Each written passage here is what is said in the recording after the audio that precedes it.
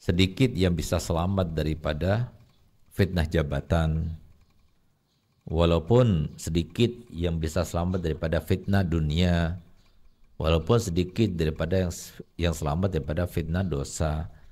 Tapi masih ada kan yang sedikit itu kan, yang selamat itu kan. Sehingga kita itu harus melihat kepada yang sedikit itu dari sisi husnudzon. Karena urusan sedikit atau banyak, bahkan semua menerima dan dianggap semuanya diterima, itu bukan urusan kita, itu urusan Allah. Sementara Allah itu sifatnya arhamur rahimin gitu. Jadi jangan diukur dengan urusan kita. Kalau urusan kita, ya mungkin ini yang sedikit, dia yang berhak masuk neraka dan sebagainya, yang berhak masuk surga, yang banyak ini masuk neraka. Itu urusan kita, karena kita berdasarkan perhitungan. Tapi Allah tidak ada dasar semacam itu, nggak ada. Nah, jadi jangan pernah kita memvonis orang lain dengan ukuran kita. Bahkan jangan pernah kita memvonis orang lain karena kita tidak mempunyai hak untuk memvonis orang lain dan tidak diperintahkan serta diberikan hak untuk memvonis orang lain. Nggak ada, nggak pernah. Allah memerintahkan untuk kita ngurusi orang lain, nggak pernah. Jadi su'don aja nggak boleh, apalagi memvonis. Apa dasar kita untuk memvonis orang lain? Jadi ngurusi urusan kita sendiri saja nggak habis. Kok ngurusi orang lain? Contohnya seperti apa? Gini loh. Di dalam diri manusia, sesuai dengan penelitian diteliti oleh seorang sufi, itu ada sebanyak 8.000 aib.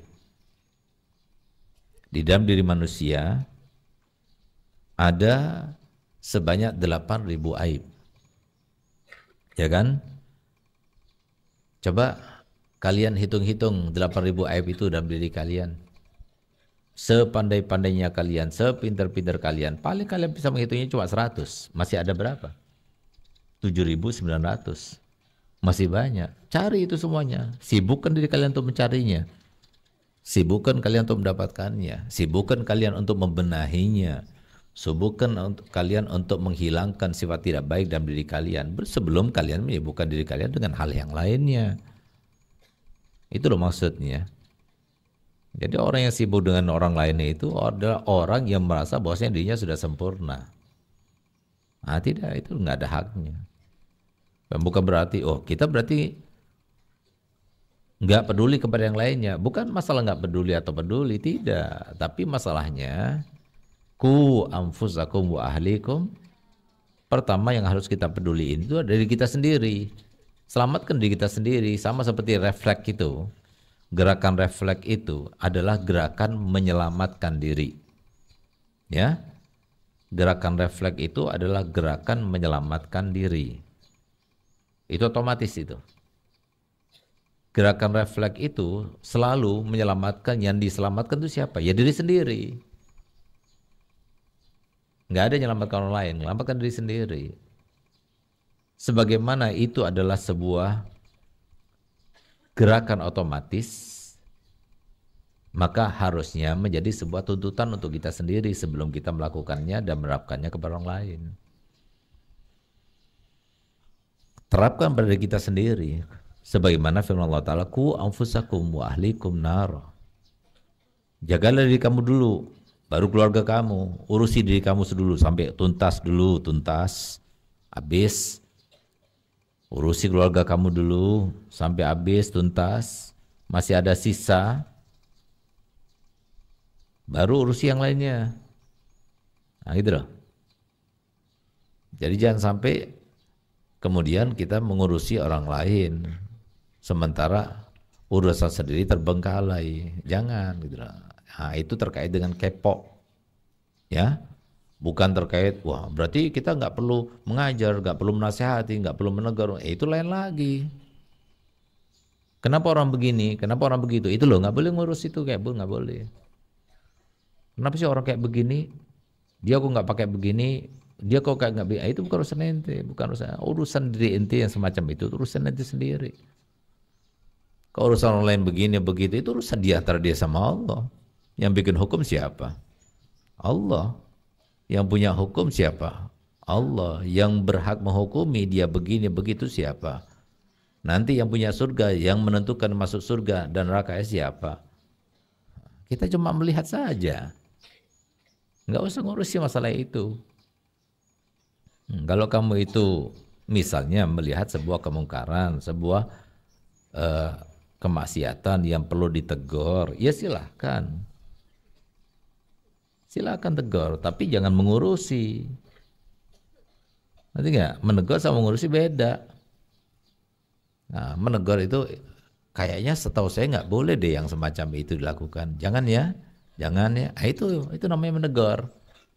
Ini nggak diurusi, terus sampai di rumah diurusi, diomongin terus itu fulan. Nah itu kan urusi itu namanya. Nah, jangan, itu bukan urusan dia. Sampai dia mata, oh orang itu pasti begini ini sampai disudoni sebagainya. Nah, itu nggak boleh.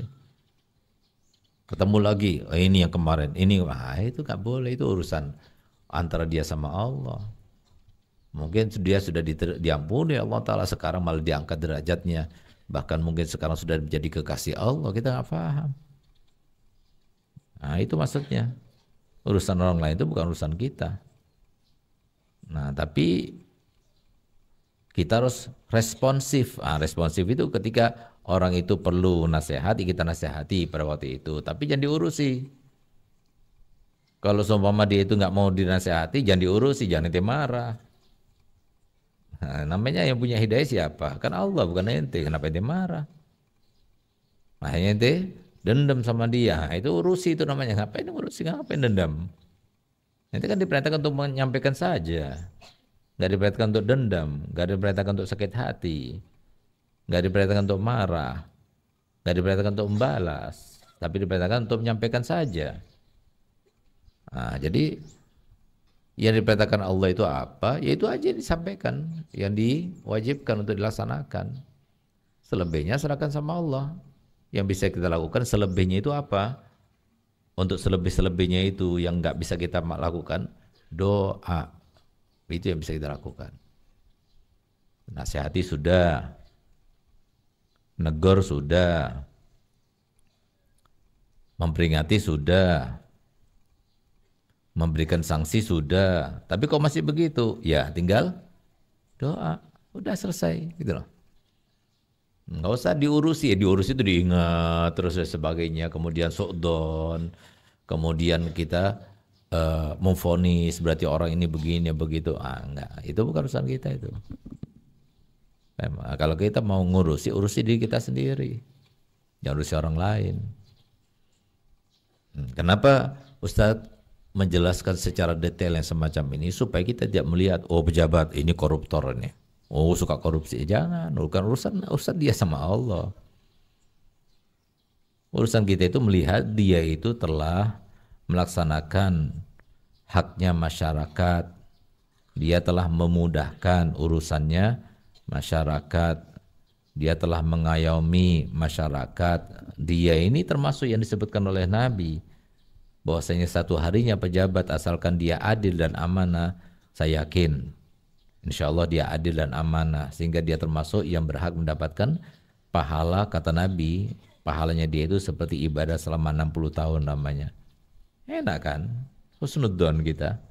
Sehingga membantu husnudzon kita itu, karena kita husnudzon kepada dia, diangkat oleh Allah Ta'ala derajatnya sampai dia seakan-akan berhak mendapatkannya berkat husnudzon kita kepada dia.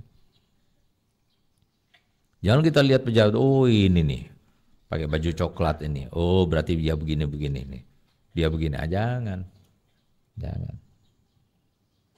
Kita nggak tahu diterima nggak diterimanya, bahkan kita sendiri nggak tahu diterima atau nggak terimanya. Semuanya dalam keadaan membingungkan, mengkhawatirkan.